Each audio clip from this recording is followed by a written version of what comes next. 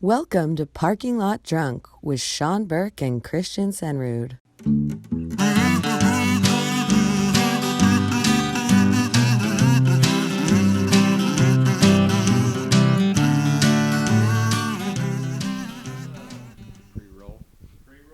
Tell me more about your Pre-roll. your mom's boyfriend who showed you death videos in your youth. He was that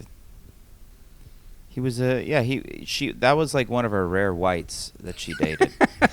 She's big into the Latino fellas and all the seniors out there, and but she figured she'd go for a boring white, but he ended up being kind of like weird. A fancy coffee drink. Yeah.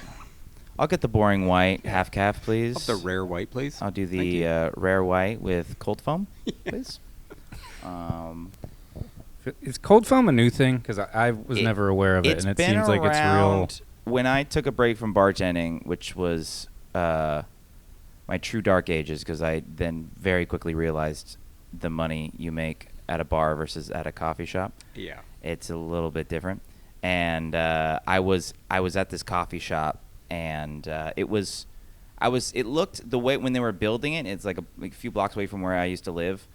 It looked like a cool hip craft coffee shop. I'm like, oh, I could like wear my band T-shirt and like work here and be cool and put on my own music. And I get there, and it's like a full like Italian themed. It's all like the not Kirkland, because that can be good. It's all like just like whatever the popular espresso, the McDonald's version of espresso out in Italy. They just shipped all that here and called it like premium Italian espresso. And then they made us all wear like checkered button-ups, and then the little like paperboy hat, and then suspenders. Jeez. Where was this? This was in Garden Grove, and this was not as long ago as you would think. You would be like, 21. No, I was going on 30 in about a year and a half at that point. I was like 28, I think, 28 or 29. But do you do the thing where when you're not full-time employed, you're just immediately like, I just got to take something, and then I'll find something else, and then you end up being there for 15 years later. Yeah, you're like, fuck. Yeah. You're like, I just need anything, and you're like, I could get used to this, and then you're like, oh no, I'm 53. I got way too used to this. Yeah, I don't know. Well, luckily my predicament was bad enough to where I went back into bartending, because I was working at that coffee shop. I'm wearing my suspenders and my paperboy hat, and I'm just getting bullied by like 19-year-olds the whole time that I'm working with. They're saying words I've never heard before. They're calling me fat. Like they're vaping all over the espresso machine. Like it's just to assert their dominance, or I guess, and I just like I tried to turn it into a joke, and I dropped it, but like literally one of the chicks, she was like just glaring at me, like 19-year-old chick, and she was supposed to be training me, but her training was just vaping and staring at me while I was like messing around with the computer trying to figure out where the muffin is. Yeah, exactly. the whole day. It's so awkward. And she just like rips her vape, and she's like, so like, what's it like being like fat and old? Jesus. And I had like just started going back on runs, and I'm feeling good about myself. I'm like, I'm looking a little slim. I shaved 3% of my love handles off in the past 3 weeks. I'm feeling good, laying off the processed sugar. And I was like, I'm 29. I'm not that old. And she literally was like, if I make it to 29, I'll literally fucking kill myself. I was like, oh my God. I was hoping she did, because she sounds like a real bitch. Yeah. So fuck her. Such a cool gal. Yeah. We ended up getting along later, and it just became like a roasting thing, and then it ended up being fine. But life crashed down upon her like it did you. Yeah. I'm sorry. Yeah. She's an invasive ashes in my on my coffee table, just in remembrance. What's it like being young and dead? Yeah, her name was Ash, so it was fitting. No, yeah, I don't know. It was brutal. I was working there at the same time, and then I was editing a podcast for a unnamed Los Angeles comedian. I was also very stressful. She was actually a great boss. Already giving it away. I edited. They. Shim. Sure. I edited Sarah Weinshank's podcast for a little bit because Xavier, Mm-hmm. our buddy, was like, hey, come in, learn to edit, you can make some money. And at starting, it was like I was like making nothing because like I didn't know how to edit anything ever. And so I was like, yeah, I'll do it like $100 a week or whatever. That's an extra $400 a month. Why not? And she was a great boss, and I fucked up royally multiple times. And she was like, well, let's learn from this. And you never did. And I never did. And I went, I'm out. It was just so stressful because I was like, oh, like thousands of people watch this clip or this YouTube video, and I'm just like, oh, I can't. And I'm editing on like a 2012 MacBook Air, and I'm trying to run like the new Adobe Premiere on there. So it's like it's already 10, 12 years. It's smoking. So like I'm trying to render the like pod. how I edit this podcast. Yeah. I'm trying to render the pod. Like I'm literally, and also in my third job I was playing drums at a Catholic church. And not a Christian. The Christian ones are sick. The Christian ones are cool because it's just like Jesus, he can move the mountain. Flocka the kushka, flocka the gato, the mighty flocka save. You know, you can kind of like play. You can at least pretend you're in like like find the joy in it. Yeah, like that you're playing in like old John Mayer-y vibe, but it's for Christ. So it's like it's fun. But like the Catholic one is different, but it's kind of cool, but it's different. And the guy I worked with, he was great, and I worked with him for years. But it's basically it was like I had to like it was basically like Catholic jazz. I had to use like brushes and like little weird different type of talawans and sticks and stuff to like play quiet because we were in a giant church. So like just like one thing would be like, yeah. So I was usually. We would do Tuesday night rehearsals. The podcast had to be released Wednesday, and my 15-year-old laptop would just be on a music stand in the corner, plugged in, just nearly melting the music stand, like trying its hardest to render 1 hour of a podcast that wasn't even color corrected or there was nothing to it. Bass levels. It was just like, oh, I'm almost done. Just like my computer was about to fucking explode. It was like a 4-hour thing. I'm like letting it sit in my car while I'm driving to the thing, and it's heating up. I'm like, if it heats up in my '06 Altima on these like hot leather seats with no AC in here, like it might melt down. The file might get corrupted. I'm like terrified the whole time. So like every week I would just start that cycle over and over and over again, and then I just had to tell her and Xavier, I was like, I can't do this, dude. This is too fucking. I do not like. Shout out to the editors. That job fucking sucks, dude. I can't unless I think there's comedians that do that, and that's kind of like the new drive the headliner to the venue. I'll let you open up for you. Yeah. I'll edit your thing, or I'll do a clip for you, whatever. I just bought a new rig. I can handle these files. Yeah, exactly. So it's like if you could handle these files, then great. And I think a lot of those guys, they were already editing in like college and things like that, and they're already like they already had the skill. Xavier had a background in editing adult film, so yes, editing adult. This film. is easy. Yeah, I can exactly. make the audio on for this one. Yeah. No tits. It's just mouth stuff, but it's not even sexual. Yeah, easy. I haven't been kicked out of a Starbucks yet, so this is great. Yeah, exactly. He's. How do you make the transition? Like, because now he just like only does comedy podcasts. He edits, produces a bunch of them. Pretty like high profile. Yeah, a bunch of comedy too, store so, people. He's always jumping in between, and he's done a lot of good stuff. Lived with Pauly Shore. Yeah, let him stay in that one room, and up there. Yeah, like it's crazy. I don't know how he's managed to. I mean, I get it. He's he cares and he works hard, but it's just good at what he does. Good at what he does, and like it's interesting to watch certain friends. Like you're with them, you're hanging, and then all of a sudden you guys drift off a little bit, and then you check back in, and you're like, oh, you're doing a bunch of cool stuff, You're crushing it. Yeah, you're crushing it, you're killing it, you're slaying it. I'm still where you left me. Yeah. I've been swimming in circles. Senator and I are right here when you want to come back. Been taking it easy. We've taken up crochet, baking. Sometimes you have to leave to come back home. Exactly. Sometimes to be home is to be home and stay home is what Christian and I have to tell ourselves, over and over again. I'm holding it down here, guys. Yeah, like exactly. Put down roots. Oh, absolutely. Be a small fish in a big pond when you can be a small fish in a small pond. Yeah. The small. Yeah, you could be a guppy in a bowl. All right, the only guppy, and that's your bowl. It's your kingdom. I know your owner bought the little mini kingdom for you, and it's fake, and it was on clearance at Kohl's. You don't do cocaine, right? But it's a kingdom nonetheless. No, zero cocaine. I've done cocaine 3 times, and it sucked every time. It bummed me out. I went lower. It tastes bad.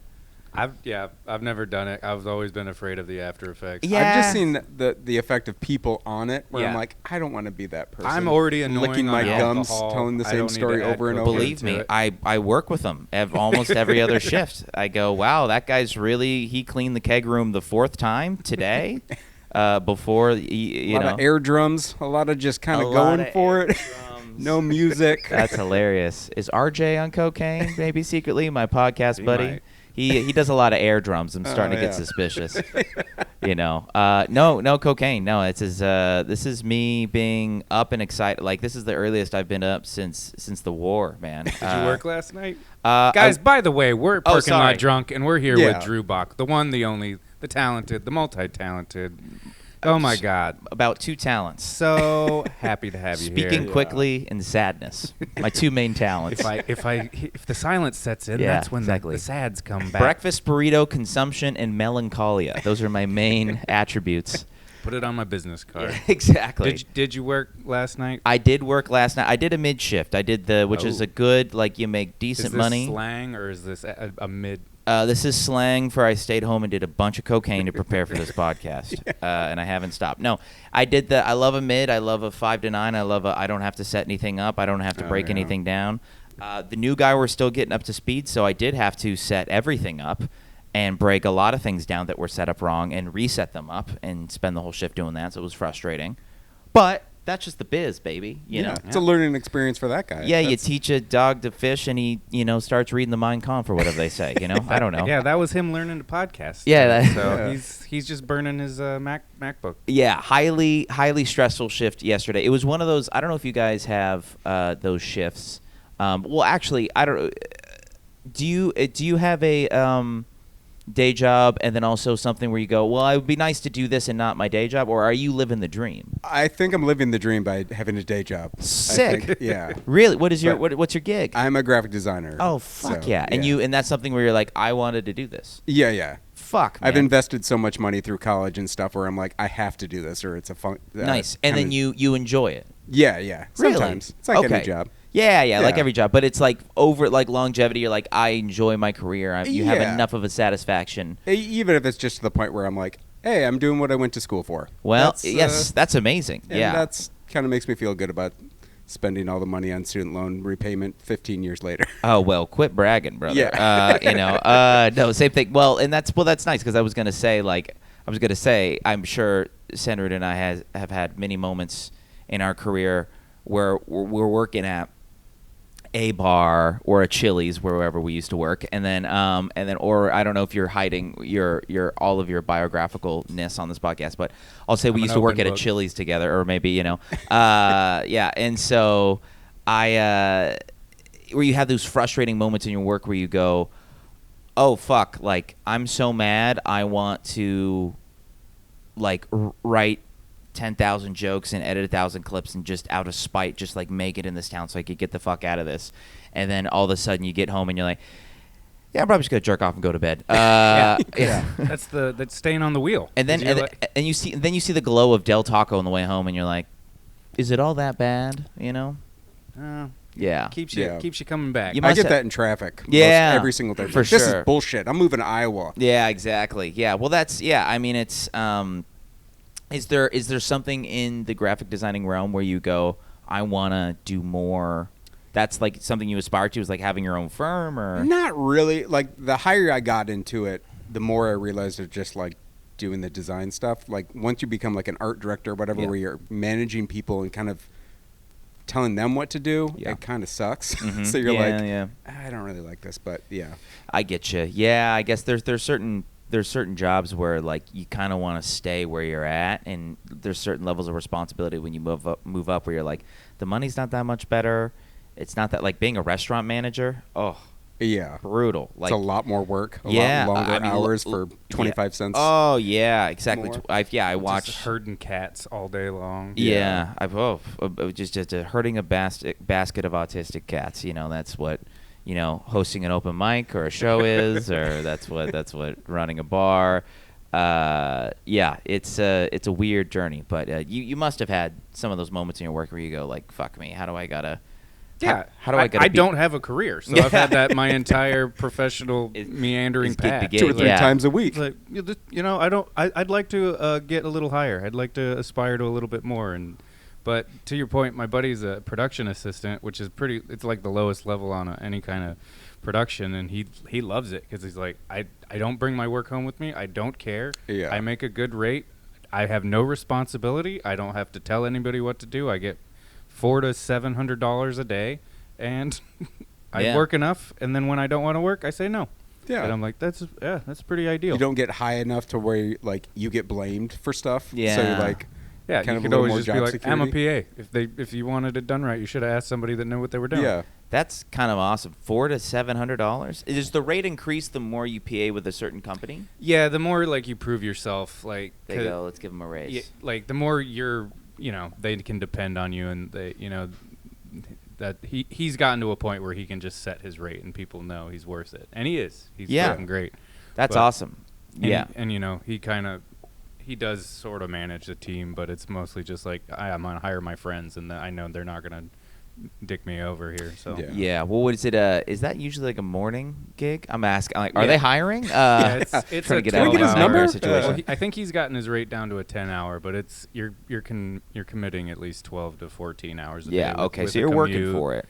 with a commute and everything. Yeah. Okay. So gas in the car and the drive. Yeah, I mean, I understand bartending, like I mean, just when I was security, just the hours were so brutal, and like I'm at an age where it's just like if I'm up past midnight, like it's gonna take me 2 to 3 days to recover. So doing weekend after weekend, like the period of time I was at Goat Hill, like it is just a foggy blur. Yeah. Because I'd get up and be like, I'm gonna like have a couple beers to like kind of decompress after work, like being around so many people and being in a high stress situation. So many of those types of people too. Yeah. Oh, the Goat Hill Drunk crowd. people. Yeah. Like that was the one thing. I had a bunch of friends that like worked security at like bars and stuff. And they're like, "Oh, you should come do it." It's like I don't like being around drunk people when I'm not drunk. Like if I'm drunk and I'm around them, cool, I can kind of handle it. But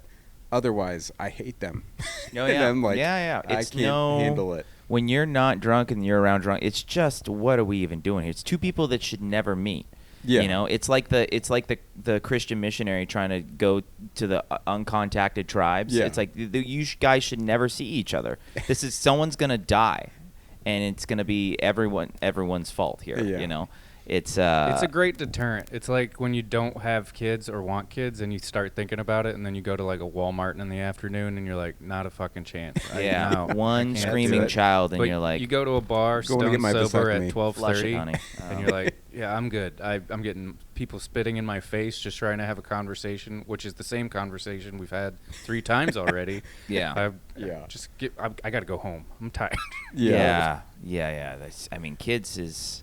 Yeah, I always, whenever I think about it, I'm like, that'd be cool, but I'm always thinking about it like after all of the worst parts, where like I'm older and rich. It'd be and cool to be at a successful graduation or something. Yeah. It'd be cool to be old and getting taken care of. That'd be fun. Yeah, exactly. Having somebody, hey, wipe my ass now. Okay? Yeah. It's your turn. Yeah, that's the thing. Like, are you? I don't know if you guys are close with your parents, or if your parents are still around. Like, if you're like prepared for like I might have to like bathe them. Yeah, I mean, like that's something I've noticed. The older I get, like I'm from Michigan, so like I only go back like once a year. Or so. Yeah. And every year I get back, I'm just like, oh, it's getting closer. Well, we're from Michigan, so they still have like real family values back out there, right? Yeah, to an extent. Yeah, to an extent, a type of family value. Yeah. It's different out here. My family's not the God-fearing type of normal kind of Midwestern, gotcha. So like it's different, but yeah. They're okay, so they're pretty hip. So they're like, you could just fucking let me die, Yeah, just put me in a home. I don't care. As long as it's punk rock, brother, do what you got to do, Yeah. I like that. Michigan. All right. How long out there until you moved out here? I was there until I was 26, and then I kind of moved out here and kind of putzed around Orange County, and then up to LA, What parts? San Clemente most Nice. notably, which Hell is yeah. an interesting place. But what was that? What was that bar that did the mic down there? Was it Knuckleheads? Knuckleheads was That was the one shining ground. beacon of bars down there. Oh, yeah, that's hilarious. No Marines wanting to fight you. Oh man, yeah, a lot of big jacked guys. It's weird, like, because we've been out here for like 20 years, and we like our heaviest drinking days were in San Clemente. Oh, nice. And like so, seeing things progress, just even a small beach town, is really crazy. It's pretty wild because like the Marine Bar there is now like the hot club. It seems like like seeing it on social media, and we wouldn't step foot in there when we lived there. Yeah, really. And I was just like, is it on that one little like main street strip area where there's a few different bars? Or something like that? El Camino Real. Gotcha. There's like what did they call it? The Triangle or something? Because there was 3 bars right there. And like it was like pick your poison. They were all just trash. Yeah, but I mean, Ollie's was fun. Some were fun, but there was also the thing of like somebody just come by and step on your shoe just to try to start a fight or something because they're frustrated. Yeah, there were no women out because there was way too much. Yeah, it's just either roided up dudes. Yeah, I guess it's like either I find a lady to lay with or I fight a guy. That's pretty much the only 2 outcomes for. And at the end of the night, you could go to the Mexican place and watch them all fight. Yeah, nice. And it was epic, like some epic brawls. Really, dang. Like I've never been to prison, but it seems like that's the kind of vibe of like to be the track. Everyone's on the verge of like beating the shit out of everyone here. Yeah. I'm gonna leave. Yeah, you don't want to get. You can keep the burrito. I don't. How did you start bartending? I think speaking of degrees used and unused, I went to school to become a jazz drummer, and most of my I was like a semester away from finishing, and I'm like, I'm good. I know all the jazz. Why? I don't need any more jazz. I don't need to go through this whiplash nonsense. Yeah, why 6 more months? And it's literally I'm months away from a bachelor's degree. But what happened was like that was right around when COVID hit, and so like basically they're like, do you want to pay another $6,000 for this year? And my Pell Grant and all my like free money like ran out, and they're like, you could take out $6,000 in loans to do like online music school. And I was like, the whole point of being in music school is to play with other people. If I can't play in bands and jam with people and go to like in the practice room, like there's no fucking point to doing this. And so I was like, I'm out. So, and then world ended. Then I couldn't, work as a drummer anyway. Before that, through college, I was, doing gigs, playing all the church gigs, all the Catholic Jesus, Christian Jesus. Is it good money working for churches? Or? Yeah, that's the first gig that most working drummers in any major city, usually from what I understand, if it's not teaching, one of the main ones is, and I've been out of the game for a while, brother. I ain't the cat I used to. I ain't to be the swinging cat that I used to be. But that was the main gig of like, who has a church gig? How do I sub for that? Oh, they don't want it anymore. You sub for it enough that now it's yours, and now you have another one. You could stack it. I do one early, I do one late, and so basically it was like, granted, my rent was like I was always sharing a room throughout most of my 20s with like a bass player, a saxophone player. So we're both paying $400 a piece for rent. It's just I'm sleeping on the floor half the time. But the church gig, it was like, the rate back then was like $100 a gig, and sometimes it was $150. And if it was Christmas or Easter, then it would be like $200, $250 a service. And so like sometimes I would do like a Christian Jesus in the morning, and then a Catholic Jesus in the afternoon at 5. And so it was 100 there and 100 over on the other place. And they were tough because I had to, I'm a night guy still. And so I'd have like a late gig on a Saturday playing at some fucking club or whatever. And then I would go to bed at like 3 in the morning. I'd wake up at like 6, drive to like from like the valley to like Chino Hills. Jesus. And do a gig over there for $150 at rehearsal at 8 a.m. And this is like, that was one where they had like, it was live streamed, and it was like a giant, like almost airplane hangar they turned into a church. And then like it was like hundreds of people, and then they live streamed it to a bunch of people like watching at home.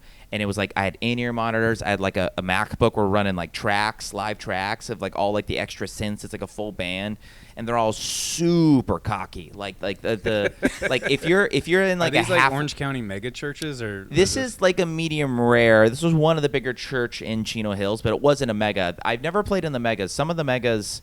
There's one church I played at where one of the youth pastors quit drumming. I don't know why, but he played at Saddleback Church, which is one of the mega churches down there. Yeah. and he said he was getting $500 a service, and he was playing 3 or 4 services a weekend. So he's making $1,500 to $2,000 a weekend. Damn. Just playing his 2s and 4s, you know. Did you know about this kind of money and this gig work getting into, like, when you went to, were you like, I'm going to be a jazz drumming major? I learned about it because right out of high school, I went to a small music school in Pasadena that was basically a general music school for everything. I gravitated toward jazz there, and I pursued it later at Cal State Northridge. But there, I learned it. Basically, the whole thing is like, we're going to teach you rock, funk, like studio drumming, jazz, Latin. We just want to make you like a useful jack of all trades sort of guy. So you basically try whatever, and if you want to focus, now you know how to focus in one. And a lot of those guys there, the more experienced guys that were like doing all the gigs, they were the ones that had church gigs locally at some of the Pasadena churches.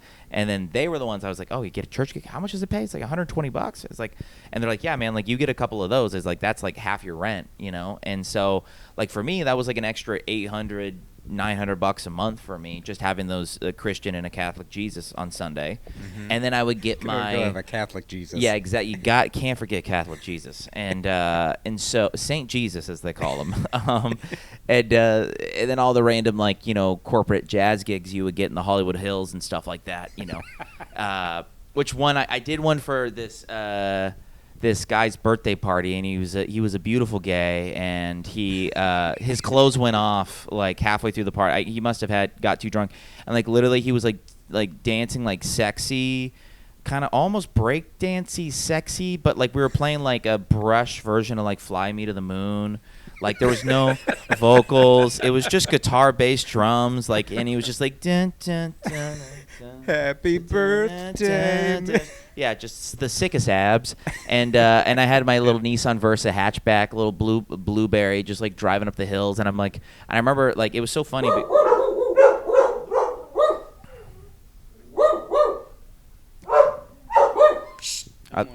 Haunted? Ghost? Spirits? Is it a ghost? The neighbor. Thank you for defending our honor. This word from our sponsor. I know. Yeah. Look at that. Chew toy. Not Blue Chew. Blue Chew toy? All right. Listen, now I'm making your dogs hard. Listen, guys, I can't Blue do this. Chewy. Yeah, Delivered Blue to Chewy. your door. Yeah, exactly.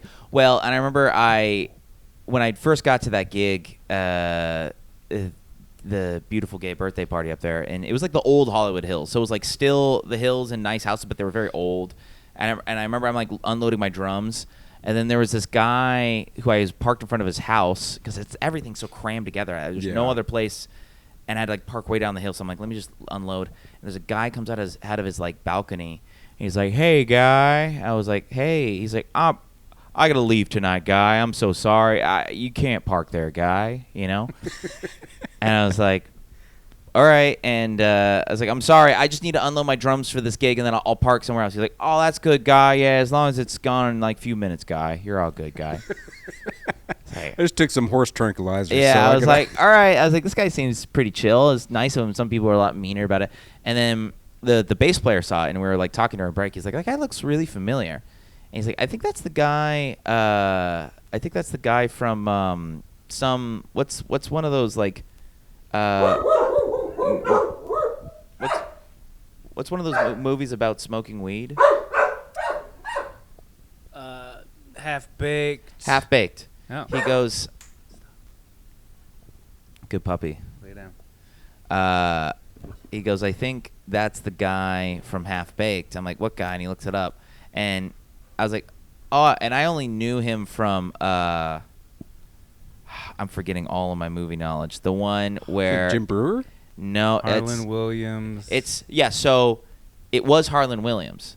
Which now we know Harlan Williams. Yeah, we're like he's and especially he's blown up on social media. He's hilarious. But yeah, it was Harlan Williams. It was like, hey guy, I gotta go out tonight, guy. Oh, it's either Sam Elliott or Harlan Williams. Yeah, exactly. So it was so funny, but I only at that time I wasn't into comedy, so I like other than just like liking it. So I only knew him from when he was the cool motorcycle guy in what's that one movie where it's fucking.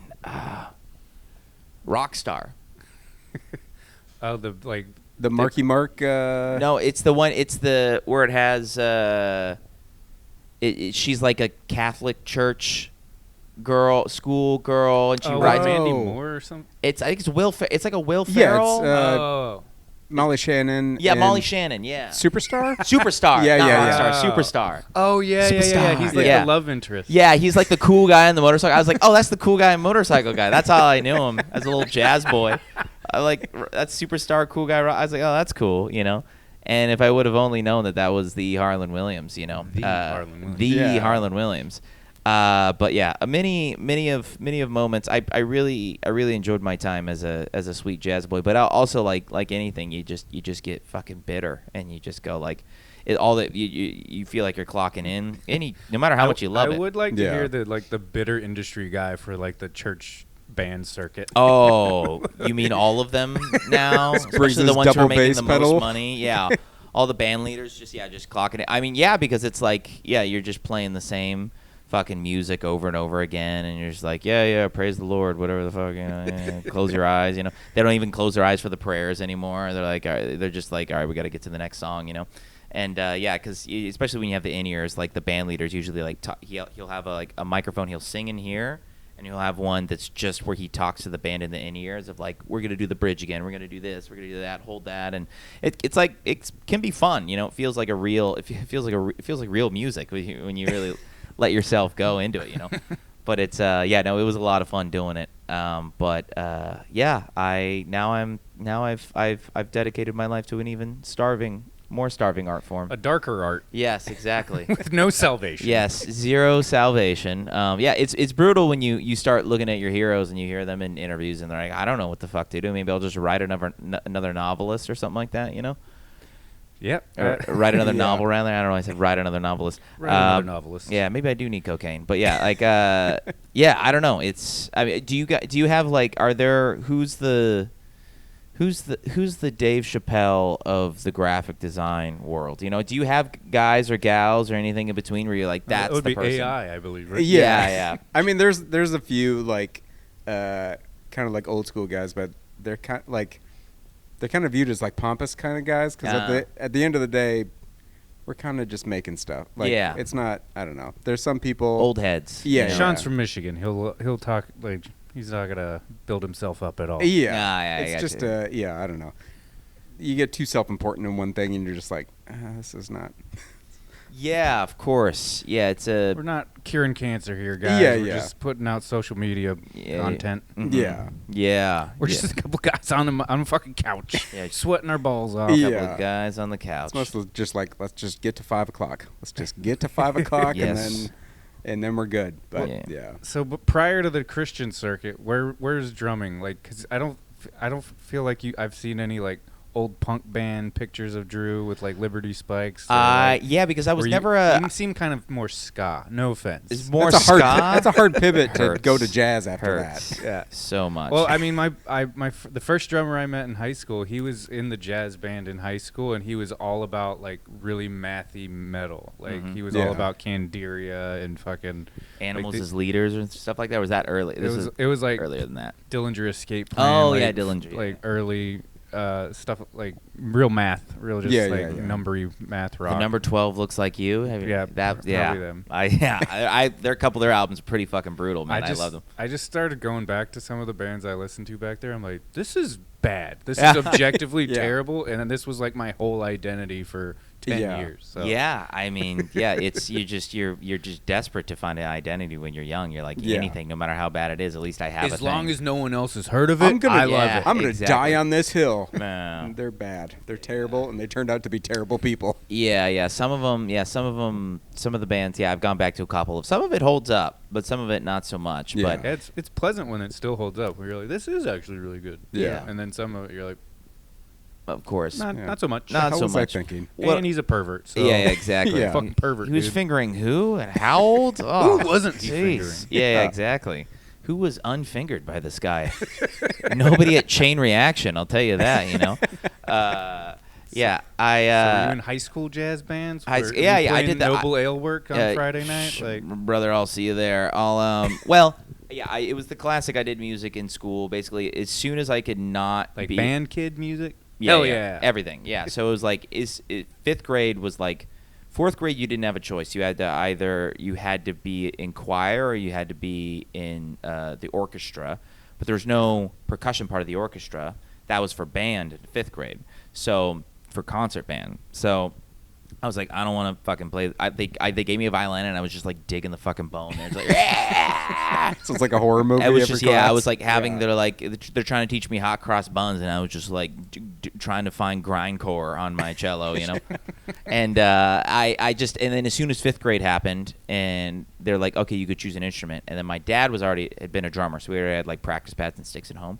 So I was like, my dad's a drummer. Please let me play drums. And they're like, that's the most. You're the most qualified person here.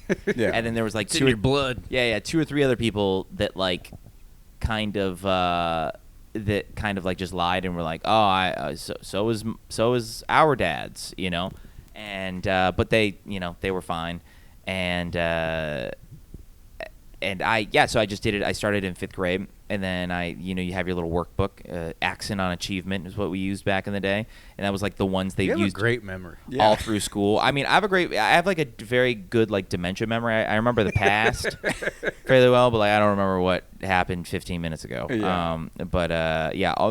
As soon as we get done with this here, I will hopefully figure out where I am and why I got here and how I got here. Hopefully. But you got text messages to look back on. Yeah. yeah, I remember there was I just like took to the book immediately and I just was going lessons ahead and I would like went to like the back of the book and like to the hardest like rudiment exercises on the back and I was like trying to learn how to do them and I was just picking it up. It was the only time in my life where I felt like, oh, I think like I can do this better than most people. I found my thing. Yeah, I found a thing where I'm like, I feel like there's an aptitude. Like it was there was no. Everything else I've done, I feel like I've had to like really like try to figure out. But that was like I had like one moment of like I had like this like little morsel of talent, and then everything else was grinding, brother. Everything else was hard work and dedication and God. But seriously, but seriously, thank you, Jesus Cristo. But like it was like it's the same thing, you know. It's like it's maybe it's the Michigan in me. It's the like I don't want to give myself credit for anything ever. Where I'm just like I had a little bit because there's guys that there's like little Ukrainian boys who are still getting drone striked, but they're in the room shredding crazy jazz fusion and they're 6 and they're playing like an old black man in his 50s. You know, like they're like it's like because of YouTube, everyone could figure shit out like so much quicker. Yeah. And all we had was like workbooks and like you had CDs and this and that and.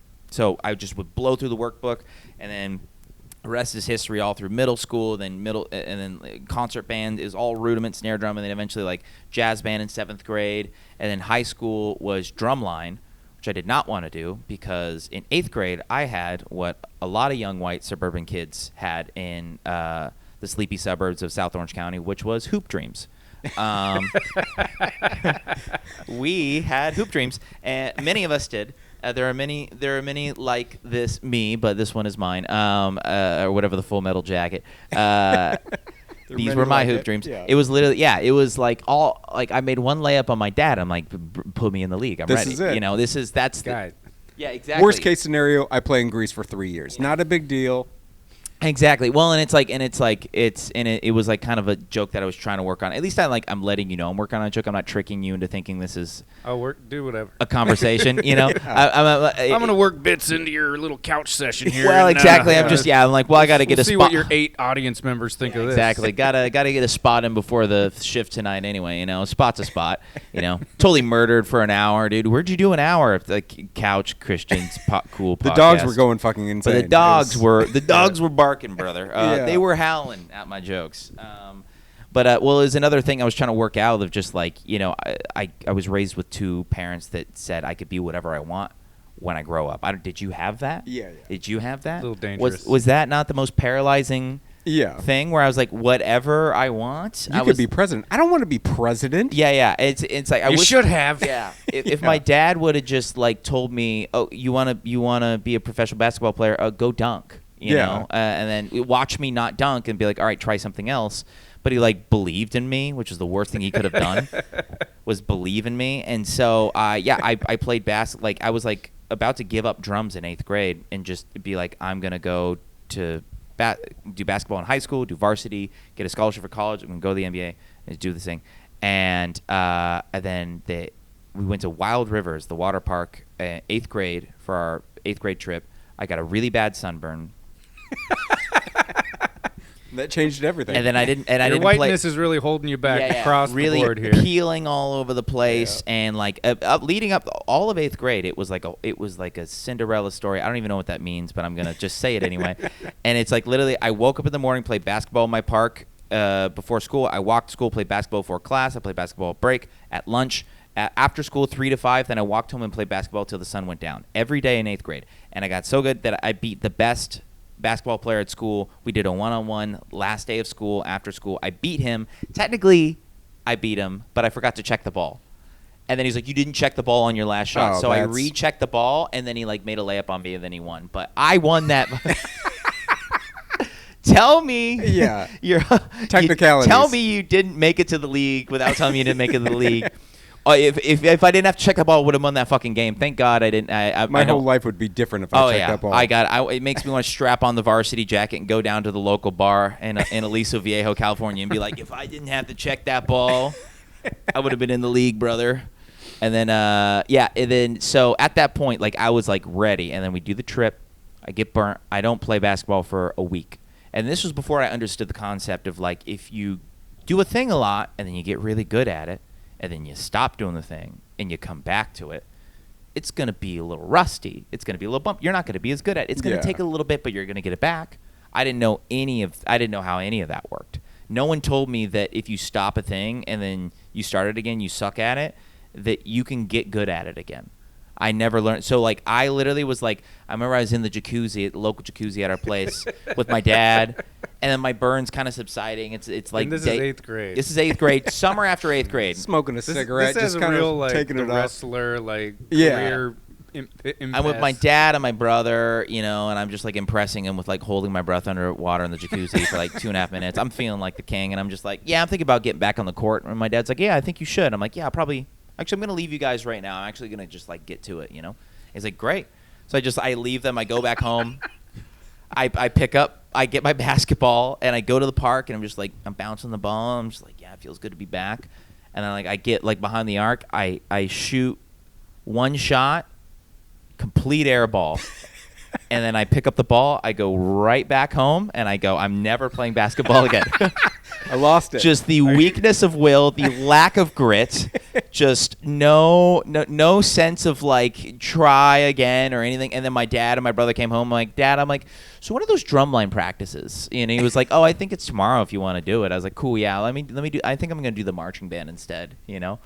And that's where my drumming career began. And then literally, you want to know what's fucked up? Literally the same. Now that I'm thinking about it, literally the same thing happened that destroyed my drumming career was COVID, because COVID happened and I didn't have a drum room then, so I didn't touch a drum set for a year, and I was still feeling like pre-COVID where I was feeling like finally I feel like one of the better drummers in LA. Like if there's like 50 great drummers, I'm in there, maybe 40. Maybe like if like 40 or 50, Los Angeles, a home to touring musicians, home base to thousands of the best musicians in the entire world. I'm top 25 talent, obviously. I swear, but I believe it. This is not 8th grade hoop dreams, all right? Yeah. This is a different level. This is like I'm in the practice room 8 hours a day for fucking 15 years straight. Like I was like it's like I fucking did it. I was like I got to a point where I was like, this is great. Like I'm fine. And then COVID, no drums for a year. And then same thing happened. The church hit me up because like, ain't no drums gonna fucking stop us from praising the Lord, brother. So they're like, yeah, we're doing. Your church is back on. Dare I say it, never stop. You want to go play some drums, brother? Yeah, COVID, schmovid, God's got us. And I was like, all right. I'm like, I need to make some money somehow. And then I get behind the drums, and then I feel myself playing the drums, and I go, yeah, what about stand-up comedy? I don't know. And now I'm deathly afraid that the same thing is going to happen in stand-up. There's going to be a point where I can't do stand-up for a very long time. and I'm gonna come back into it. And I'm just gonna go. Maybe crochet, maybe go to the G League, just be the old guy, try to make it back to the league, That might be the gig, I got a real bad sunburn and I couldn't play basketball for a while, so I'm back. Yeah. Well, exactly. So, from 8th grade to COVID to here. Yeah. Yeah, it's funny. I mean, it's tough to I still play drums occasionally. I don't take on any gigs like I used to, but because every time I say yes to a gig, I go, why the fuck did I say yes to that gig? Like, because it just reminds me just the clocking in bullshit gigs of just like it's not even that creatively interesting. It's the corporate gig of the money's not that good. Maybe the hang's okay. But it's so I just through COVID I had like we kind of kept my jazz fusion band going a little bit as much as we can. Now, when they say fusion, what are they fusing it with? That could mean so many fucking things. Yeah, that's like hibachi, it means something Japanese. Yeah, like fusion is about as useful as a term as like I don't know. Alternative comedy now. All right. Yeah, comedy in general. Standing up comedy, art. Yeah. But I mean, we were usually like if it's a fusion band, like most likely that most fusion bands they're fusing basically like jazz and rock, Okay. Jazz and rock and funk. Basically, essentially, it's like you're playing like the drummer is probably pulling from a lot of like funk and rock and like jazz at the same. Maybe you're doing like we were playing in like 15, 16, and 7, and 5. We're playing in 13. We're playing in fucking crazy time signatures and all this shit. But it was like all the harmonies over the time signatures were like jazz chords essentially. And then like there may be a lot of moments where like a lot like some of the sax player, the trumpet player, they were like metal guys sometimes. So they're like, I want a breakdown right here. So let's do like a fucking breakdown here, and some of it's like very rocky. It's like very loud but jazzy. I don't know. Have you been to the Baked Potato? Yes. Yes. It's right by my work. It's fusion. That's all fusion. Basically, you're 99% of what you're going to listen to there is fusion. Like you may go there on an off night where it's just jazz, but it's mainly just fusion. We got to go there one of these days. If you haven't been, their baked potatoes are lovely. They're the size of footballs and giant and delicious. Clean jumper. It's a weird vibe because it feels like you're in a basement. Yeah. But then there's jazz, and then there's baked potatoes. It's a very strange. And it's so small. It's literally probably almost the size of this living room with a little sidebar out that window. And then there's a little ledge here. There's chairs, a little wall, and then the drummer sits right where the TV is. So you could sit right in front of the drummer and just watch him shred. Like, and it's one of those places like Danny Carey from Tool. He has a fusion band that plays there every once in a while. There's all sorts of like famous guys will go there to like watch some of these guys. Some of these fusion musicians are guys that like they do it for its own sake, so no one cares about them. So they're not never be famous, though they make just enough money doing these fusion gigs. Mm-hmm.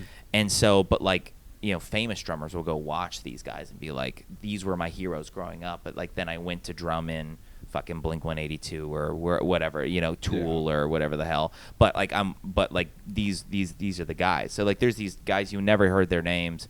One of my favorite guys is Greek guy Tos Panos, is like one of the greatest fucking drummers I've ever seen in my life. If you guys don't know Tos Panos, shout out Tos Panos. Look him up. He's the weirdest. His sound is weird. If you ever get a chance to see him, you got to see the fucking guy. He holds the sticks in a really fucked up way, and he did a clinic at my school up there. And we're like, can we do that? He's like, you'll literally like ruin you'll get like carpal tunnel if you do that. Yeah.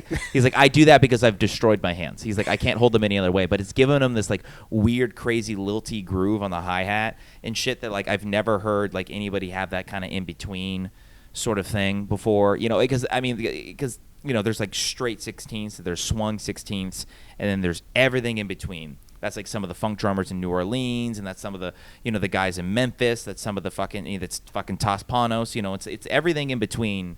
That's really comes to life. Now I'm just nerding out about drum shit. Sorry, I'm boring you guys. I'm putting you to sleep. That was the one Bill thing Burr, about you can really about like drums, like with my friends that were like playing guitar and stuff. You can kind of just I know 3 chords. I'll do this, and then you get like somebody who's actually knows what they're doing with drumming, and you're like, oh. You actually know what you're doing. I don't want to play with you anymore. Yeah. Well, and the best ones go like, no matter how good you are, I will make you sound good. That's kind of those are the best musicians I played with, are like the ones that like I've played with some like like Berkeley College of Music, like snobby sort of people that like basically like they just dedicated their life to like all of the technicality and none of like all of the what and none of the why. It's like it's all technical, it's all shredded. It's very impressive. It's very technically impressive, but they're just jerking off. Yeah. And I think that's what Fusion gets accused of often, is just they're all just jerking off together, and, in 7/8. Yes, circle jerk in 13. So it's like it's basically what it can be most of the time. But sometimes it's still cool. But like every once in a while, I'd run into like older, really talented musicians that have all those chops, but they don't use them, and they only use what they need to serve the song. And then there's guys I play with where I'm like, I'm a better drummer because I played with this person. They made me a better musician. Like I'm playing stuff that I never thought I could play, that they're bringing out of me. It's like there's a whole other level of musicianship, and dogmanship. I'll tell you that. Yeah, he's getting a little lonesome over here. Yeah, I don't blame him. And dog needs love. So COVID's kind of a split for you, but it also, is that when you started bartending? That was the original question. I'm bringing it back. Thank you. Sorry, I think I have ADHD, and Christian goes, "No, I know you have ADHD." Well, there's been a couple questions coming up. I'm like, there seems to be an obsessive pattern. Yes, definitely. My buddy, when you were saying how like you just quit basketball, it reminded me of my buddy, who like was this like phenomenal goalie in hockey, really good skateboarder, but as soon as it like he just abandoned one for the other, and then would go back, and then he did it with guitar, but he had mental, like there, like you're on the ball, you're cogent, you could, I mean, barely. Yeah. You can hold a conversation. You said mental, and I said yes. I said how high? No questions. Yeah. But yeah, are you what do you call it? When they are you diagnosed with anything? I'm self-diagnosed. Yeah. I just like that question on its own. Just like, so are you diagnosed with anything? Yeah, exactly. Diagnosed, baby? Yeah. No. TikTok has diagnosed me as I got it all. Yeah. Sweet baby boy. Soy boy, scattered-brained art thought. That's what I've been diagnosed with. No, There's like 3 of these expressions you've had. I'm like, that's an album title. That's jerking off in 7. Yeah, that was an album title. That was an Xbox Live gamer tag back in 2007. Circle jerk in 13. Yeah, exactly. That was a punk band back in the 80s, I guess. No. They opened up for the Vandals like a day ago. Those guys live around here. I think I live near. You know the Vandals? Yeah. Yeah, I think Josh Freese, another one of my favorite drummers. I think he lives I feel like he lives close to me. There's some like very random people that live in Long Beach, like Nick Holt, the dude he's Beast. He played J.R.R. Tolkien. Oh yeah. He lives around. He lives in Naples. Really? Yeah. No shit. Yep. Yeah, it's I'm sure there's a lot of secret, famous Naples people out there, because that's a cool little area, and you can kind of hide in there, because you're like there's all these giant ass houses by the water. But COVID. It came. COVID happened, and then I started working at the Burbank airport because they were essential, I guess. And I went from basically Guy Fieri's sandwich kiosk to listen. This is my Drake trajectory, or my Drake my way to the top. I went there. Started from there, and then. No, and then I went to Jones Coffee Shop in there, mainly from Pasadena, but they had a coffee shop in there. It was really good. It was Pete's Coffee, and then it became Jones. And then eventually at the tail end of working there, they started training me as a bartender. So I started like working in the bar and doing some bar shifts behind, and then that was at Guy Fieri's burger joint.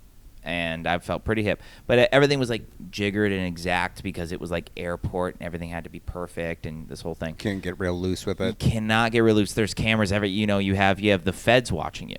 Everyone's watching how much tequila is going in the margarita. Which is weird because they'll serve you as long as you're paying. Like, yeah, of course. So, but on your half, you have to be. They'll stop you at the gate, man. That's not my problem.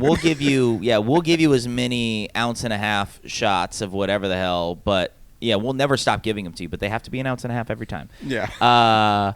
Yeah, but so I trained there, and then around that time is when the Rec Room RIP started to open. They started doing the mics in the back. Oh yeah. And then Ashley Kelly, our old friend, and she's elsewhere. I said that like she's dead. No, I think she's living in like Vegas, Arizona, or something like that. And yeah, she's sober. She's doing great. Last time I talked to her, and her and I were friends in jazz school at Saddleback College. So we knew each other before either of us did comedy. It's funny because we were hanging out one day, and we always got along, and she always had like a good sense of humor, and we'd always fuck around. And she was like funny casually, but she was like, and I was like, by then I started like maybe like listening to too many Mark Maron podcasts and stuff, and so I thought I knew something. And she was like, "Do you think I'm funny?" I'm like, honestly. She's like, "Do you think I could do stand up?" I'm like, honestly, I think you'd be a really bad stand up comedian. But I think you can work on it and you can get good at it. I like that motive. Like, honestly, she's like, "Oh, he's gonna say I'm the best." Yeah. It's like, no, honestly, you're not. No. And she told me way later. She was like, I had already been doing it for like a few weeks, And I was like, oh fuck, sorry. And so like she started. She waited to ask. Yeah. So she jazz school early dropout. I was late dropout. Held on to those dreams until one little bit of adversity. I missed the the COVID airball and the sunburn, and I was like, no more jazz. And then I started going to those mics in the back of the Rec Room, and just cooking up the worst dog shit anyone's ever heard. Just a lost soul. I've heard worse. Yeah, you've heard worse for sure. We've all heard worse, but side story. We're almost there bartending. Is that's apparently that's Yeah. where RJ, that was his first impression of me, who I now do a podcast with, and his Swallow Daddy shout out. The Swallow Daddies, yes, a name that we did not pick. Someone who started the podcast picked the name and went, it has to be Swallow Daddies. This is my podcast. You have no say. And we went, okay. And then this guy left the podcast. 80 episodes in, and we're stuck with a podcast called Swallow Daddies. Like, all right, I guess we got to commit. We have the art. We will never explain it. We have the handle. If I'm doing churches, it's a bird-based podcast where one of the co-hosts swallows the idea of being a father. That's what we have to say. But he saw me back there behind the Rec Room for the first time, and he was like, "Yeah, I remember you." He's like, "First time I saw you, I went hopeless." Absolutely hopeless, and then I apparently became less hopeless, and he took me in, and then friendship or whatever. Now and best buds. Yeah, but more or less, Ashley's like, hey, I could probably get you a bartending job here, and then the GM there ended up being kind of a weirdo, and he was like, oh, I'll give you some serving shifts to start, and then I'll get you like you could work like 1 or 2 slow shifts, like the Monday and the Tuesday you could work. I'm like, oh, that's fine. And then got behind the bar. And my training before that, like pre-COVID, this was right before COVID, I was like treating bartending like jazz school. Or I'm like, do you have to go to bartending school? So I just found a bartending school. Oh. There was a bartending school next to this open mic called The Fourth Wall NoHo. Sound familiar, Christian Senrud? Right next to the North Hollywood Fourth Wall open mic, which is a janky-ass mic, but shout out Joe Menente. He's giving me plenty of stage time. Crazy psycho guy, but he's gone to bat for me. Help me out. Shout out, guy. Old hot jacked guy, and yells a lot. I'm scared of him. He's a nice guy. So right next to one of his mics, there was a bartending school, and I went there, and I got really lucky because bartending school, to bartend, you don't go to bartending school. It sucks and it's a waste of time. But this one school, it was like not, because most schools teach you like flair and like all these like the tinctures and like the little like the little gun that does that little bubble that hits the glass and then smoke goes everywhere. Like they're all doing bullshit like that you're never going to use in a real bar. But this bartending school is run by like this old East Coast couple They used to bartend in New York. They ran a bar back in New York, and basically they just like taught you how to do like real bartending. They had a full real bar, all different colors within the bottles, but there were different dyes. So they had like a tequila, which is water, and they had one that looked like whiskey, one that looked like this, one that looked like that. And so you're able to like make cocktails that look like the thing, and basically like the whole class was just like they would like sit there and be like, all right, I need you to make 2 Mai Tais, a Long Island, 2 vodka sodas, a Coors Light, and a fucking Cadillac margarita, you know, and you're like, okay, cool. And so you got to shake it, and you had real ice, you're scooping, you had a real speed rack. It was like the most realistic bartending school I've ever encountered. So I was like, that was actually really helpful. Again, never finished. I'm really good at never finishing anything. Sorry, wife. No. Sorry, future wife. No. Fiance. Yeah, exactly, Yeah. exactly. No, but so COVID happened and I just never finished it, but I felt confident enough in pouring, and they got you really confident in like turning the bottle upside down all the way, making sure the pour count's good and all the shit. And then, but it's, you know, I was like, I feel confident in my first slow Monday shift at the rec room. When they started opening up again, someone's like, "Can I get a margarita?" I'm like, "Oh fuck, how do you make a margarita?" You know, it's like so easy, Yeah, but a margarita is so easy to fuck up too, because you use depending on how you make it. There's 1,000 everyone, and that's a thing you learn about bartenders is every bartender has a fucking margarita complex. Like every Margarita, Bloody Mary. Yeah, they got a margarita complex. They have a lime cutting complex. No matter how you cut a lime, they're like, this is how you cut a lime. And I'm like, oh, that's the same thing, except you just flip the lime that way, right? And it saves no time, and it's the same thing. And so it's the same thing. Like every bartender swears that like this is the original recipe from like, you know, John J. Ulysses S. Margarita back in 1632, and it's that's his real name, by the way. Google it. No. And so like. But for more or less, like at the rec room, it was like it was a schizophrenic Chuck E. Cheese. It was a you know a comedy club on the side of a family fun center with laser tag in a Orange County shopping center in a bowling alley in Connect 4 basketball. I forgot about the bowling alley. Yeah, I loved the bowling. The bowling alley. Yeah, the bowling alley was over there. Yeah, it was a real Dave and Buster's with clinical depression. It was like really a brutal, but it was a good first bartending job. It was very low stakes. And so, like, eventually, oh no, did that camera turn off? Is that bad? It's not great, but well, we got that right. one at least. Yeah. Hell yeah, brother. Yeah. You were on that.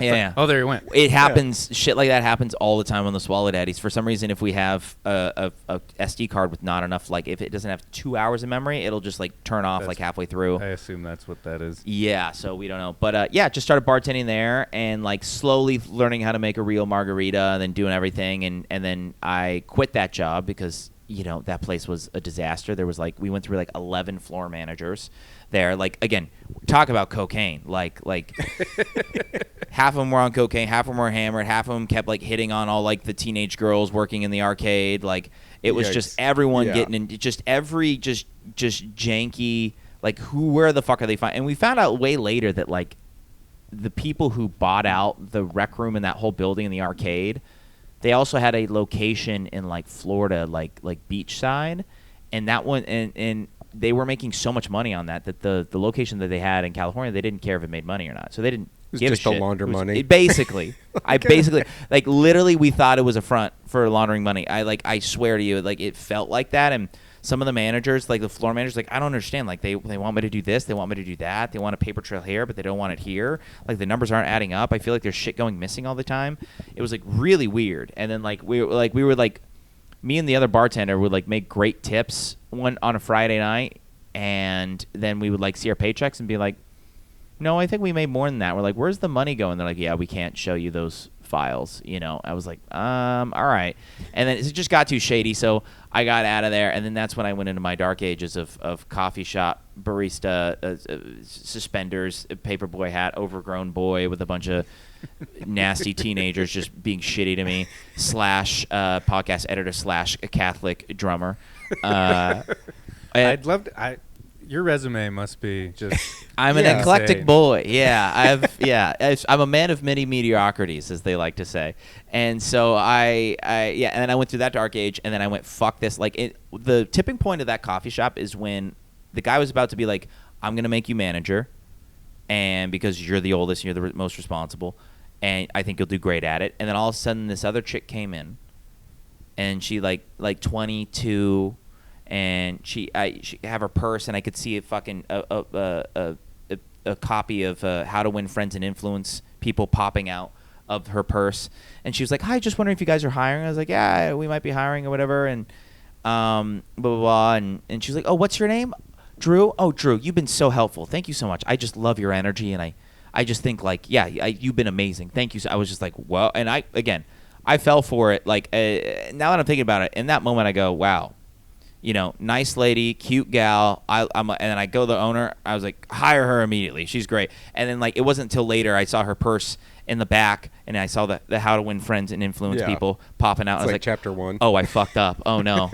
Oh no. I've been manipulated. Oh no, she's with Amway. I fucked up. Stole my lunch. She just pyramid schemed my butthole, and so then she like slowly worked her way up in the coffee shop and slowly was sucking off the owner. Like, she read her 48 Laws of Power. She read all of the fucking nonfiction that all the red how pill insidious this gets. So yeah. All the red pill bros that try to get pussy at Goat Hill Chili's Tavern, and so like we're I just watch her slowly work her way up, and then all of a sudden the owner goes, "Yeah, I think I'm gonna make her manager."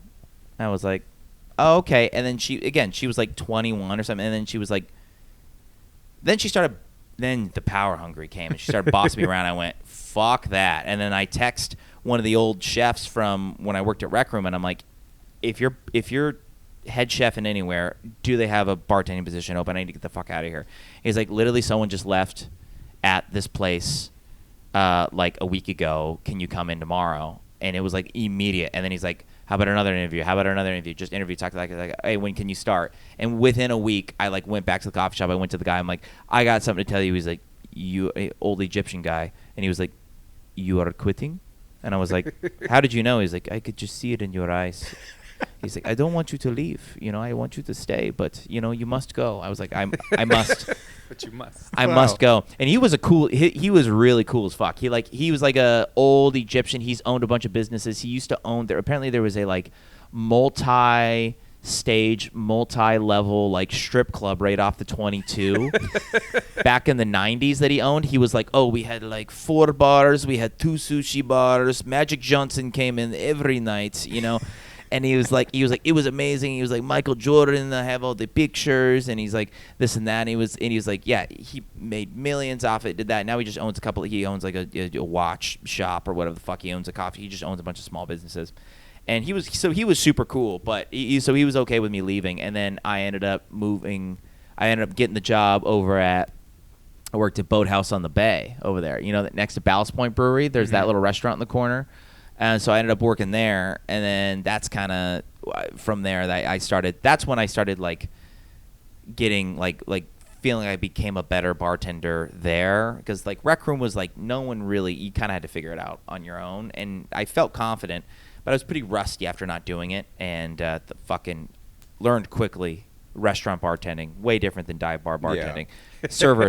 Servers, those fucking jackals. They are ready to pounce and gossip and tear you down, smile at you one way and just fucking knife you right in the taint the other way. That was the thing about like my friends that kind of graduated to bartender from working the door or like being a whatever bar back. Like they weren't really trained. So like their version of a drink was their version. Like it had nothing to do with what the actual drink tastes like.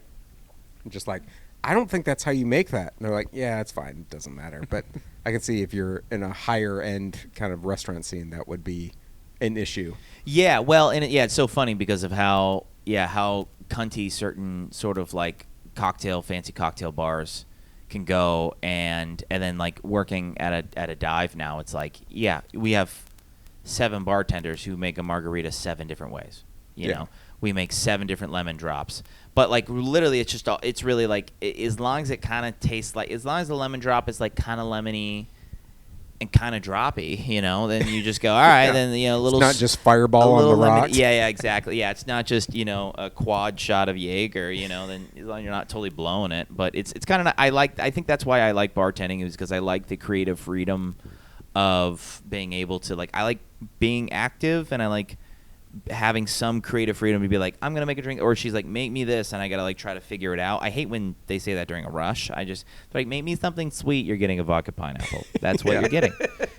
Yeah, it's like Here's a can of Coke. Thanks. Oh yeah, it was so funny. Brenton, who used to bartend at the Rec Room, he came in there, the kind of man bun, sweet white boy, singer songwriter guy. So I got him a job at Goat Hill, and so he's working there, and he's doing great. He loves it, and it was funny because this chick came up to the bar, comes up immediately. I think she was like a rep or something. So she's already like some of the reps that sell you the liquor or their one thing for trying to get in the bar.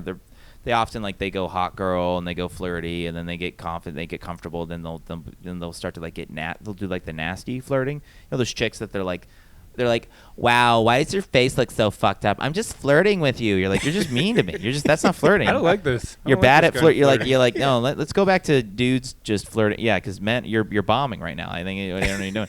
And so like she came to the bar and she's like, do you even know how to pour a Guinness? I was like, yeah. I mean, yeah, sure. And she's like, do you guys even have Guinness glasses? I'm like, yes, but ours are dirty if you want to grab one from the other bar that's like connected.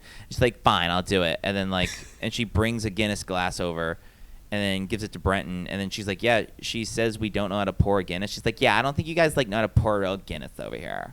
And he's like, okay, cool. And he just sets it on the thing and just yanks the Guinness out and just walks away and he's just dumping in there. And she was like, look, at first she's like looking at it like for a second she thought, is this a new technique that I don't know? And this bitch confidence that he starts with it. She's never bartended in her entire life. So the fact that she's full blown hot girl Dunning-Kruger effect. So she's like watching it, and then as it's filling up, he picks it up and he starts tilting the Guinness and just spills it into the trough for no reason. Just basically tries to get rid of any head that it'll have. Yeah. And just doing that for a few seconds, and then he like leaves like 3 inches of no beer, and he hands it to her, and he's like, "There's your Guinness." I was like, that was the funniest. I was like, that's your fault. That's your fault for being a cunt about it, you know. And that's that's what you did this to yourself, you know. So there's some fun moments. I mean, yeah. So I do. It is the closest thing to the thing that isn't the thing that we want to do, without me keeping me from completely losing my fucking mind. But even then, I'll have days like I have yesterday where I go, I gotta write another joke. Oh, what do I gotta do? What butthole pic do I gotta release to go viral to get out of the fucking That's bar? it. I'm starting my foot OnlyFans. Yeah. It's happening. Yeah. My problem with being at the bar was it was just like so constant that like trying to remember or pick anything specific to like it's just you're working on one thing and then one other thing will happen or some like weird little passive aggressive coworker thing and you're just like there's just so much material but like just the act of coming choosing. From a fire hose. Yeah. It was just like I mean like dude I cracked up one time while we were kicking a lady out because she was just saying the wildest shit and it was hilarious. It was just like from the ether she was just saying like she was possessed saying fucking crazy shit and we're like literally forcibly removing her from the bar and I'm fucking laughing at her. Right in her face. And she's going crazy and Rory was like what was that about? And I'm like dude I don't know but she was just so fucking That was the funniest thing I've ever seen. Yeah. It is an interesting. Yeah, and that's the. It's pretty wild of a because there's already the danger aspect, you know, of like one of the bartenders he got there was this guy he started fighting, they got him on the ground. One of our regulars tried to help restrain him. He bit one of our regulars in the forearm. like punctured skin, like had to get stitches and shit like that. And then the guy's girlfriend, who was like I think had to have been literally on crack, and she ran over, and then one of the bartenders on the floor trying to hold the guy down was trying to fight him. She kicked that bartender in the back of the head, and then they had to like restrain her, and then the police came, and it was a whole fucking thing. People getting kicked him back of the head, and it's just like I don't know if I could. It's like I didn't have to deal with any of that, but even just being near it, I'm like I can't Yeah, but I mean, it's just it's like riding a motorcycle in California. It's like it's not a matter of if, it's a matter of when. Yeah, like, of course. If you're in that fucking situation, It's like coming my way. Yeah, there's only so many people that then there's gonna be that one wrong person that you cross and they have the wrong idea about you for no fucking reason, and it's just not worth it, And some of those guys like the fight. They're like, oh, I miss the good old days when we could just we could start fights and just start beating the shit out of people, and just like some of the older bartenders definitely had stories because they used to just hire absolute maniacs as the door guys who they would just. I heard stories where they would just pick out customers. They're like, I've never liked that regular. I'm gonna go. They would just pick fights and then beat them up. And are then they they'd like be banned former cops or something? I think actually, yeah. Or like. Sense. Ice in the making, but yeah, it's a weird. It could be a emotionally and spiritually exhausting environment most of the time, but the bread's good, the money's good. What can you do? I mean, it's good for now. And the people watching's amazing. People watching's amazing. You do get to run. You can run bits if you're You working on your back and forth, your crowd work. Yeah, you could. There's benefits to it, but the trick is the money is too good. So it can be so good where I go like, why even try to do the other thing I'm trying to do? I could just fucking do this, Yeah. So. And the next thing you know, you impregnate one of the regulars and have to move to another country to avoid. To another continent, yeah. Yikes. As far away as possible. True story. Allegedly. Yeah. Shout out my good friend. You know who you are. He's doing well. Mr. Chili Margarita himself, all right? But that sounds delicious. Yeah.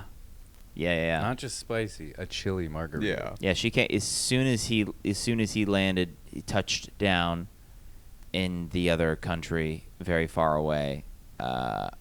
She came back to the bar like almost immediately. And she knew, yeah. And then she saw me and she was like, "Oh my god, hey!" And I went to like give her like one of those like kind of like a handshake kind of thing. Like, hey, good to see. I went to like shake her hand and then she's like, "No, give me a hug." Give me I was like, "All right," and give her like a hug over that little barrier thing. Like, all right. I was like, "What's going on?" She was like, "Honestly, I'm just trying to get fucked tonight." I was like, never mind. He was right. Never mind. Can't help you. You did trick him for sure. This is all bullshit. Definitely tricked him. 100% tricked him. I'm on birth control. It's fine. Do it. Oh yeah. I mean, but as an adult man, you know better. You always assume. You should know better. I did not treat my 20s like that at all. Well, you got to learn. You got to learn. Just mainly leaving it in. So responsible.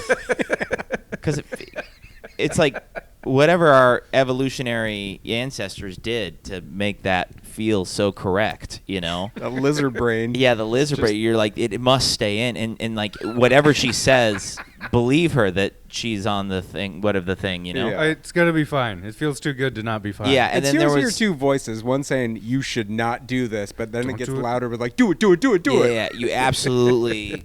if she says yes, you gotta do it. You gotta respect her wishes. Yeah, you have to. This is an obligation from God Himself to leave it in.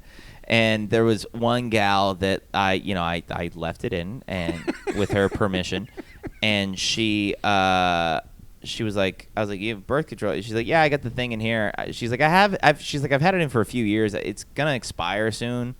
I was like, well, what's gonna happen? She's like, I don't know. Like, I mean, like, I'm just gonna keep having fun, but like if I have a kid, then I have a kid. And I was like, oh, that might be mine right now. That might already be expired, and that might be mine. You mean we might make better decisions. Might have a kid. And then as soon as the seed left my body and we're on a drive, it just everything she was saying, I started to hit me where she was like, I don't believe in vegetables. And then she was singing along to songs in the car, leaving in the N-word. And I hope she's having a baby. We're gonna have a great family. And I was like, oh fuck, like all because she had like big naturals. Like I really, something. Yeah. They'll get you. They'll mystify you. The They'll stupefy, mystify. Perky natties will stupefy you, will hypnotize you, and then I was like, oh, what have I done? And then I'm like, and I'm back at my by that time like third or fourth bartending job, and I end up halfway through my shift closing out my buddy's tables at a restaurant that I was working at, closing out one of my tables rather, and like the guy was a bishop, and I ended up praying with this bishop because I'm like, do you guys need anything else? He's like, no, we're all good. Here's the check. I appreciate it. You've been great. He's like, hey man, like, hey brother, do you need me to pray for you about anything? I was See like, some darkness behind your and I'm like eyes, sitting brother. there in like my hipster apron. I'm working at this craft bar at this point, and I have this apron on. I'm just sitting there, and I'm just like, honestly, man, I think I may have strayed away from God, and I was fooling around. I was with this lady, and I'm afraid I'm not ready to have a kid. This is not the woman I want to have a kid with. And he was like, brother, I've been there. Let's brother, and he's like, let's bow our heads. And he's like, Lord God, like I want to pray to you. Sometimes we give in to sin, and sometimes that sin can cost us so much. But I pray that you give this man another chance to get on another path, And he's like doing this whole prayer for me. I'm bowing my head. My table 37's like, hey, I need another fucking Not right now. mezcal fucking margarita, whatever the hell she was drinking. And he was like, all right, good luck. Like and he was like telling me like, you'll be fine. Like God's got you the whole thing. And like, I think God got me. I think God.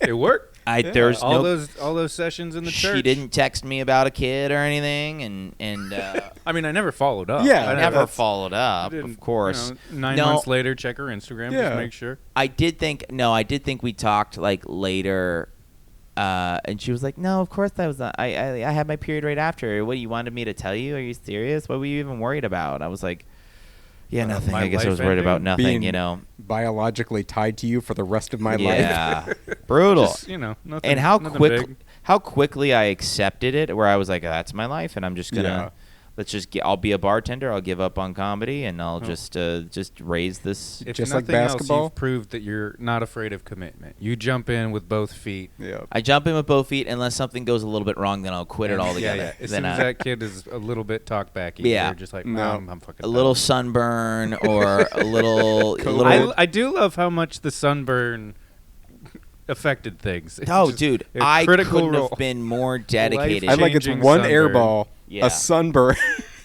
Yes. COVID's understandable. A blind ambition. Nothing will stop me except literally anything if it gets in my way. If there's anything I learned, Any single hurdle that's placed in my way. I go, let's go the other way. I Yeah. can be a This is bartender. Let's go hard. back. I know, it's brutal. It's brutal. It's a But very you do hard things. All the things you do are Yeah. difficult. It's, yes, and, like, but I got to keep doing them. Like literally, I got to take a note from one of my drum heroes I met. This guy Vinny Caliuta. I was watching him record this big band. He's a fusion guy, but he can swing a big band. I'll tell you that, brother. But I watch him in the studio. He was sight reading these crazy big band charts, just effortlessly, just like never looked at it, already just killing it. And during a break, and like my jazz teacher at Saddleback, he brought me to the studio because he was in the band recording trombone with the band, and I didn't want to. I was like, I'll just watch. I don't want to meet him. I don't want to bother him. And then I'm like sitting there in the patio of this studio in LA, and everyone's like on break eating, donuts and drinking coffee and shit. And then my jazz director's like, "Hey, Drew, come over here. I want you to meet someone." I turn around and it's Vinny, and I was like, "Fuck, man! Like, I don't want to meet him. What if he sucks? What if he's mean?" And he's like one of those guys where like he legendary, like another like early Berkeley guy, but like very musical. Like he played with like Sting, but he played like on a Megadeth record, but he played like on to audition for what's that crazy math guy back in the 60s or 70s or 80s or whatever the fuck his name is. He had the Black Page. What the fuck is fucking the Black Page mustache guy? He was like a math rock, kind of like a mathy. Not Yngwie Malmsteen. No. It's kind of a popular guy. What the fuck is his name? How am I not remembering anybody ever? Oh fuck. 60, not Frank Zappa. Yes, Frank Zappa. Oh, okay. So literally, like there was this crazy like all these odd time signatures and quintuplets and like 5 16th notes in the space of 3, and then but it's all over the toms, and then you do 7 16th notes in the space of 6. So slightly faster than the sextuplet, but it's 7, but it's over the cymbals and back to the snare drum. All these crazy, and it's like it's called the black page because there's so many fucking notes on it, and it's so weird, and it doesn't even feel like it's in time. And like Frank Zappa was like made him sight read that for the audition, and the legend has it is this guy like literally like he's sight reading it, and like he had a music stand with the black page all over, and it's multiple. You have to turn it while you're sight reading, and a little thing of sushi here he was eating.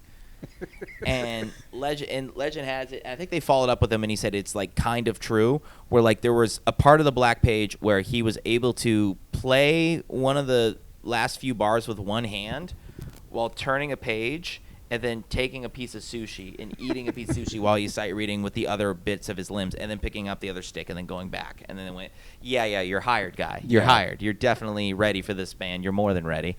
And so this guy's like fucking just genius. And without using that word lightly, and I'm like scared to meet him, so I meet him, and like he turns out, because I've heard stories. You always hear stories about the people you look up to, like, oh, he was mean on this fucking thing, or he fingered that lady or whatever, And so, ends up being like the nicest guy, like lightning fast brain. Like we talked about like just everything but music, and like he was telling me about like mating habits of penguins, and then the mechanics of binoculars, and then like talking about like cameras. You just walk away and it's like, oh no, he's the liar. That's yeah. It was like you just the supercomputer brain. He was just he just like one of those guys where you're like, oh, he just loves information. He just loves he can like be fascinated in the inner workings of a fucking coffee mug, or like how does tape work? Like the guy he was just getting into everything, and then at the tail end we kind of talked about music, and then he was like, honestly, man, like really the biggest thing, more than anything, is that like he's like I just kept going. He's like there were so many people as good or better than me, but they stopped, and he was like, it really all you have to do is just not stop. You just kind of have to outlast everyone, and I really fucked up because he was like, oh, after the session, like let's go like grab a beer and we'll talk more, and I was like, fuck yeah. And I was like, I remembered I canceled on basically arguably top 3 one of the greatest drummers and musicians to ever live in the entire history of drumming, especially modern drumming. I bailed on it for, that's right, an improv show. Wait, I take that back. Improv practice I had. I could have bailed on my fucking practice. I had to drive all the way down from LA back to fucking Orange County to run some zip, zap, zop. Instead of grabbing a beer with one of my heroes, Like it would have been, he's like, it would have been like Carlin or Pryor being like, let's go hang. We can talk comedy. I'm like, yeah, no, I gotta do some space work. I gotta hold an imaginary broom and say, wow, I can't believe we're here at the Yogurt Land. Look how far you've come with those improv skills, though. I know. It paid off. Yeah. It's not like it was for nothing. Even my fake improv was bad improv, I can't even do it, Fuck, man. No, I mean, you're great off the cuff. But a story with that guy probably... That might have been, you're great off the cuff, but having probably one of the most formidable moments in your development as an artist. Yeah, you don't need that. You'll never. Now that I know that I'll never have that. Fucking A. Fucking A. I really run back into him one day and be like, "Hey, man, remember that you one told time me not to quit? I he quit." was like, "Who the fuck are you?" I haven't touched the drum since. Yeah, exactly. Yeah, you made me quit. I don't know. One of these days I'll stick with the thing. I'm trying to figure something out because I ruined my life for that fucking instrument, man. I ruined my life for that instrument, and I can't just not do something with it. I destroyed my body and my soul, and I've burnt so much valuable time in my youth for that thing, and I'm just gonna not do anything with it. I gotta fucking do something. I don't know what that something is. Yeah, I mean, is there any world where you can combine the two, drums and comedy? And I have wasted thousands of dollars on world-class drum teachers to where 10 minutes into the lesson, I mention I'm a comedian. They go, you know what you should do? Play the drums. Tell jokes at the same time. You get your own rim shot. You're ready to go. And I'm sitting there having given this man $220 for a 1-hour lesson, and we proceed to use the rest of the 50 minutes talking about comedy. He is checking his bank account on his phone. And how he really does love Larry the Cable Guy. He's got, if you really look into his old stuff, he's really got something going. The early Getter Done years. You know, yeah. You might be a ragneck but before that, right before that, he was really figuring something out. And I go, oh my God, this guy who's drummed with Stevie Wonder, I've learned nothing about drumming and everything about why I should never mention comedy. But no, you're right. There has to be some way to throw them together. I don't know how. Whitmer Thomas seems to be playing with the form a little bit and bringing music in. Who? Whitmer Thomas. He's bringing, like, he's always been in, like, punk bands and stuff. So he's, like, he's got some new HBO special coming out. So, I don't know. Is he a drummer? I think he plays guitar. Gotcha. So, which seems way simpler because just, like, the bridge to just be like, here's a silly song about the bit I was going to do. Yeah. And there's guys that do the musical comedy thing really well, but I think a lot of them, it's just like, oh, cool, you're mediocre at two things, but if you put them together, you can murder. You know, it's like that. It's like I see some acts where I go, just the guitar playing, dog shit alone, just the jokes, dog shit alone. But you put them together, you go, yeah, this is fun. Yeah. Not quite a set. And whoever, if you think I'm talking about that person or that gal or that guy or that gay guy or that straight guy, I'm not talking about them. Just to cover my own ass. Talking about a different one. I'm talking about definitely not a local. You hear that, Bo Burnham? No, Bo Burnham is very talented. He's very good. That guy's very funny. Yeah, he maybe too funny, too talented. Seems to be weighing on him in a way that he can't operate. Yeah, there's a couple of those out there where I'm like, if you just stop thinking. Just stop thinking. Stop being so hard on yourself.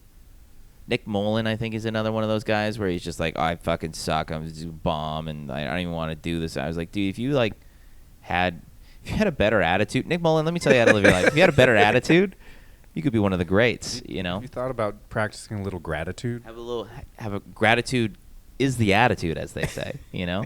But there's a couple of those out there. But I don't know. We'll find our way through it eventually, right? You know. I mean, you're doing great at comedy without drums. If you want to bring it in somehow, there's a way to do it. You do. Yeah. You could do. I mean, like, I feel like the studio comedy album hasn't really had people don't really do that as much anymore. That could come back. There's a way to do it, or not. Whatever. You keep your love life and your professional life. Always the baked potato. There's always the tater, man. I got to get back. I think that's the thing I'm missing. Is the tater. It's jazz fusion. That's what I'm missing in my life. Is the potato memorably great, or is it just big? I think it's a really good quality potato. We might have to pay a visit to Studio City and go watch Tos Panos, the Greek jazz fusion legend. Yeah, it's a good experience. I mean, I'm up there a lot, and sometimes I'm looking for ways to wait out traffic. So but the baked potato. Anytime, just shoot me a message and be like, is the band playing at the baked potato any good tonight? And I'll look at the lineup and I'll be like, yes, you want to see this? Or I'm like, yeah, you could skip that. I went to college with that guy and he sucks. You know. But anyways, I don't want to keep rambling. Is this the end? Is this the beginning? I don't know. We're at like an hour and a half. Perfect. So. Yeah. So we could start, right? We can get rolling here. Yeah, we can get rolling. Record. You know, that's just the pre-roll. You know, but well, I appreciate you guys having me. That was fun. Hopefully you guys got something out of this. I just talked the whole time. That's better than having for us to fill the silence. You know, there you go. You're doing great. Yeah, okay. Really appreciate super entertaining. Thank you. Yeah, unfortunately, I've been accused by most of our friends, and maybe Sandra can attest to where a lot of our mutual friends literally almost quite. That have to give me the light in parking lots and be like, you got I'll run, and they're like, you got 2 minutes, and I gotta leave, you know. And we gotta light you. Yeah, and I'm like, don't ever feel bad. I totally get it. I just it's just too much. I don't know why my brain does that, but maybe I'll come back as Christian's dog. Maybe in another life. He's very neurotic. She's chill, but she's also old. Mm. Don't cover your ears. Echo. Well, cover your ears. It's been a pleasure having you. Thanks for stopping by, coming up to. I didn't realize you were so close in Long Beach. So yeah, me neither. Hit you up. See this mysterious. I'm gonna run into your mysterious girlfriend now with you. Yes, and it's gonna be. Ase met her the other day. See, it's gonna happen. It's slowly but surely. Yeah, trickling into your name. Sorted. Gets brought up a lot because she doesn't. Everyone I talk about in the comedy in our scene is in the abstract. She's like she's like, wait, Zambrano's who, and this person's that. Centered's which one again? And Does she ever want to come? She gets Robert Thompson and Robert Amador confused, and she's like, all right, well, she gets everyone.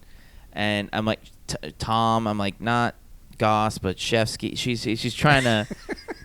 It's like I'm like, no, it's this one that does that. This is that, And then, she's like, whoa, you don't have to do that voice. I'm like, that's an Alex Asuna voice. That's not a Mexican person's voice. It's a very specific thing. I promise. It's specifically his voice. You'll get it. If you ever have the pleasure. No, I haven't. I've not had the gumption to invite her to a show yet, or a mic, or anything. I'm trying to keep her away from every mic. You've been together for like 2 years. It'll be 2 years, November 19th. Yeah. So that's it's a while. I haven't gotten any kind of guilt trip, like, why do you never invite me? No, she truly is like, I respect, because she knows me, and I am this around her, so she knows how fucking in my head I am.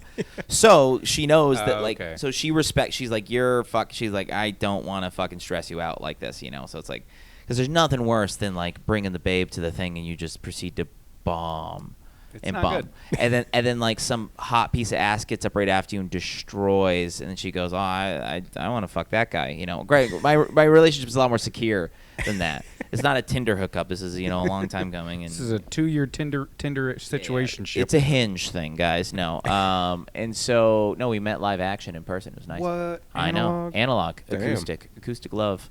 But so I'll bring her out to a thing eventually. Yeah, the only thing she see me do was, I was like, if you're gonna see me do one thing, I want it to be the weirdest thing. So she saw me do my weird corporate gig in Las Vegas at the Tao nightclub, opening up for my billionaire uncle's crypto launch. And it was in between like super hot green painted go-go dancers with horns.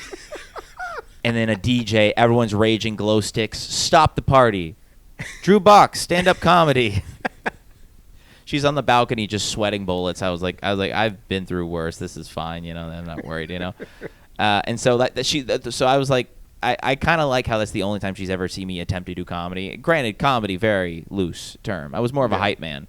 Who's drinking? Who's fucking? They're like, yeah. I'm like, the future's decentralized and the future is horny. They're like, yeah. It was more of that for 15 minutes. And I try to get into it, and then you try to get into your dating as weird bits. And they're like, fuck you. And you're like, who's drinking tequila? Ay, or whatever. I'm sorry. Are we allowed to say that? Oh, fuck. Vegas, anything goes. Yeah, it's like an Eyes Wide Shut thing, right? Yeah, don't ask, don't tell about all the voices I did in Vegas that were probably too racy, I don't know. Yeah. So, it was. That's the only thing she's seen yet. But I'm trying to find a decent show where I'm set up for success. Maybe if I do a don't tell or something, in about 25 years or something like that. Yeah, play your cards right. Yeah, play your cards right. But anyways, I'll stop talking. We'll never get out of here. All right. Well, Drew Bock, Swallow Daddies at Drew Bock, kind of. That's me. And thanks for stopping by, Sean. Yeah, always cheers. a pleasure. Thanks for having us. Thanks. Appreciate it, guys. We did it. Oh.